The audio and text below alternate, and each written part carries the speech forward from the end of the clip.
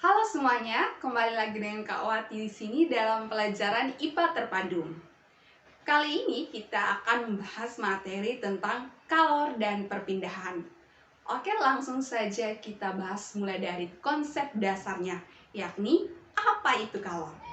Jadi, kalor adalah suatu bentuk energi panas yang secara alaminya dapat berpindah dari benda yang suhunya lebih tinggi ke benda yang suhunya lebih rendah.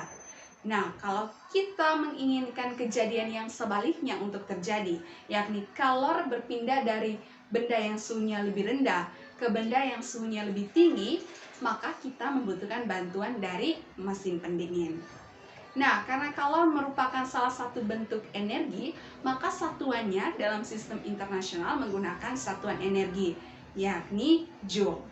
Tetapi ada satuan kalor lainnya yang sering kita gunakan dan jumpai dalam kehidupan sehari-hari, khususnya dalam bidang gizi yang kita lihat pada komposisi makanan atau minuman dalam kemasan, yakni satuan kalori dan kilokalori atau kal.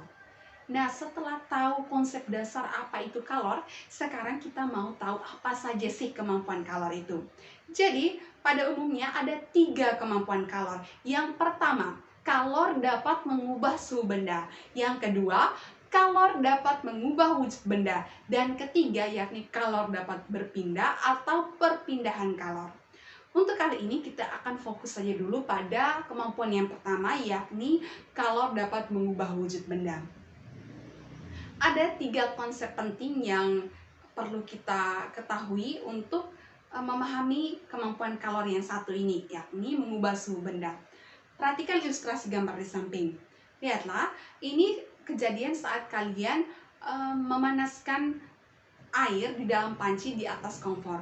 Nah, air di dalam panci mula-mula suhunya dingin, tetapi setelah kompor dinyalakan, api menyala, lama-kelamaan suhu air di dalam panci mulai naik dan hingga pada suatu waktu airnya akan mendidih. Sehingga dapat dikatakan bahwa kemampuan kalor yakni kalor yang diberikan perpindahan energi dari benda yang suhunya lebih panas, dalam konteks ini adalah api dari kompor, ke benda yang suhunya lebih rendah, dalam hal ini air, ketika bersinggungan, yakni ketika api bersinggungan dengan dasar panci, membuat suhu air dalam panci ini naik. Sehingga kemampuan kalor yang pertama tentu sudah paham kan, yakni kalor dapat mengubah suhu benda. Tetapi lihat, banyaknya kalor yang diperlukan, disimbolkan dengan Q, akan berbeda ketika kalian memanaskan segelas air dengan semangkuk air. Segelas air dengan semangkuk air di sini mengindikasikan besaran massa.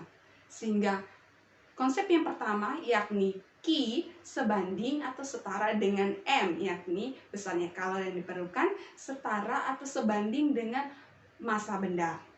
Yang kedua, konsep kedua, besarnya kalor yang diperlukan untuk memanaskan air tentu akan berbeda dengan besarnya kalor yang diperlukan untuk memanaskan sebatang besi. Oleh karena itu, secara matematisnya, besarnya kalor Q akan sebanding atau bergantung pada kalor jenis benda ini, atau yang disimbolkan dengan C. Sehingga Q dalam secara matematis Q sebanding dengan C. Dan konsep penting yang ketiga yakni suatu benda dikatakan menerima kalor jika suhunya naik, dan suatu benda dikatakan melepaskan kalor jika suhunya turun. Hal ini menunjukkan bahwa Q atau besarnya kalor yang diperlukan sebanding dengan kenaikan suhu atau delta T atau perubahan suhu maksudnya. Sehingga secara keseluruhan persamaan matematis yang dibentuk dari ketiga hubungan ini membentuk persamaan Q sama dengan M kali C kali delta T, di mana Q menyimbolkan besarnya kalori yang diterima atau dilepaskan dalam satuan joule, dan M menunjukkan massa benda dalam satuan kilogram atau gram, C menunjukkan kalor jenis benda dalam satuan joule per kilogram derajat Celcius atau kalori per gram derajat Celcius. Dan delta T menunjukkan perubahan suhu dalam satuan derajat Celcius. Untuk konversi satuannya, 1 Joule sama dengan 0,24 kalori. Sehingga 1 kalori sama dengan 1 dibagi 0,24 menghasilkan 1 kalori sama dengan 4,2 Joule. 1 kilojoule sama dengan 1000 Joule dan 1 kilokalori sama dengan 1000 kalori. Nah, tapi apa sih maksud dari 1 kalori itu, Kak? Yang dimaksudkan dengan 1 kalori adalah banyaknya kalori yang diperlukan untuk memanaskan 1 gram air. Perhatikan air sebesar 1 derajat Celcius. Dan sedangkan 1 kilokalori adalah besarnya kalori yang diperlukan untuk memanaskan 1 kilogram air sebesar 1 derajat Celcius. Sehingga bisa lihat, perhatikan perbedaannya ya. Antara 1 kalori 1 gram air, sedangkan 1 kilokalori 1 kilogram air sebesar 1 derajat Celcius. Nah, ada lain lagi, istilah lain lagi, satuannya besaran lain lagi yang penting di sini, yakni konsep kalor jenis yang disimbolkan dengan C. Apa itu kalor jenis, Kak? Kalor jenis benda itu adalah besarnya atau banyaknya kalori yang diperlukan untuk menaikkan 1 kilogram zat sebesar 1 derajat Celcius. Perhatikan, ada kemiripan dengan, jangan sampai terkecoh dengan pengertian dari 1 kilokalori tadi. 1 kalori dan 1 kilokalori di situ digunakan zatnya hanya berupa air. Tetapi kalori jenis ini mengindikasikan zat selain air. Bukan hanya air saja, jadi air juga punya kalori jenisnya sendiri dan zat-zat lainnya juga punya. Dan serangkumannya dalam tabel ini yang sudah diketahui beberapa kalori jenis dari beberapa zat. Oleh karena itu perlu diingat juga karena sering muncul di dalam soal-soal, oke? Dan besaran lain yang dalam kalor yang perlu kita ketahui adalah kapasitas kalor atau H. Itu apa sih? Itu adalah banyaknya kalor yang diperlukan untuk suatu benda untuk menaikkan suhunya sebesar 1 derajat Celcius. Sehingga secara matematisnya dapat dituliskan H sama dengan Q per delta T. Banyaknya kalor Q di sini untuk menaikkan suhu sebesar 1 derajat Celcius disimbolkan dengan delta T. Sehingga kita tuliskan persamaan lengkapnya Q sama dengan M kali C kali delta T, sehingga delta T dengan delta T habis dibagi, dan tersisa persamaan akhir dari kapasitas kalor adalah H sama dengan M kali C, massa benda dikali dengan kalor jenis benda. Oke, untuk itu saja konsep-konsep dasarnya untuk kasus kalor dapat mengubah suhu benda. Kita masuk ke contoh soal dan pembahasan. Soal yang pertama, berapa kalori yang diperlukan untuk memanaskan 2 kg air yang suhunya 30 derajat Celcius menjadi 100 derajat Celcius jika diketahui kalori jenis air sama dengan 4200 Joule per kilogram derajat Celcius.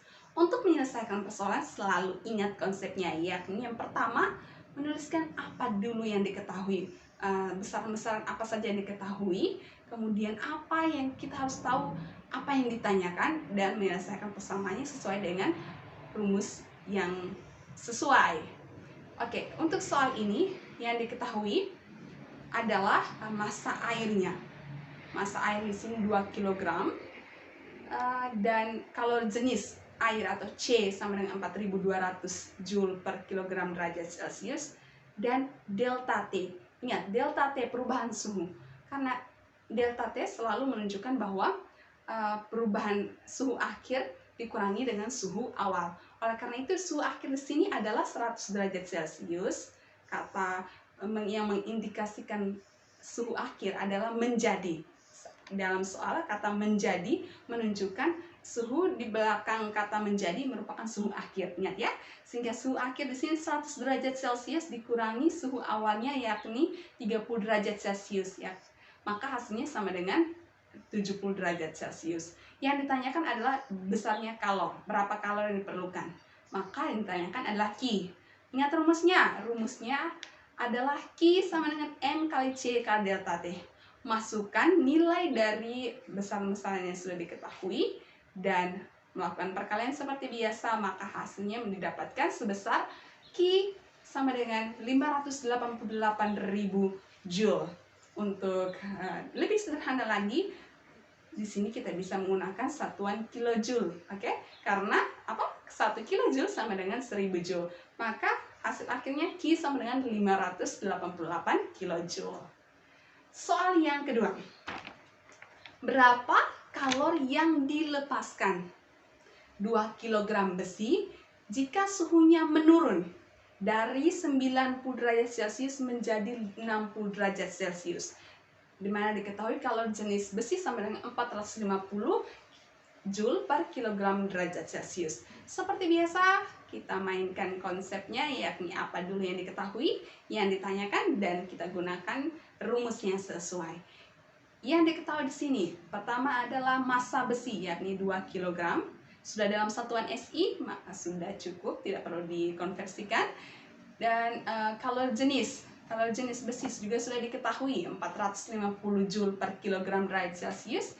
Dan delta T atau perubahan suhu, perhatikan, selalu kakak ingatkan tadi kata kuncinya suhu setelah kata menjadi merupakan suhu akhirnya. Oleh karena itu suhu akhir di sini adalah 60 derajat Celcius dikurangi suhu awal, indikasinya adalah kata dari di situ. Setelah kata dari merupakan suhu awal, maka 60 derajat Celcius dikurangi 90 derajat Celcius sama dengan negatif 30 derajat Celcius. Dan yang ditanyakan adalah berapa kalori yang dilepaskan. Maka yang ditanyakan adalah Q, sehingga penyelesaiannya menggunakan rumus Q sama dengan M kali C kali delta T. Masukkan nilai besaran-besaran yang sudah diketahui, lakukan perkalian seperti biasa, maka didapat hasil akhirnya Q sama dengan negatif 27.000 Joule.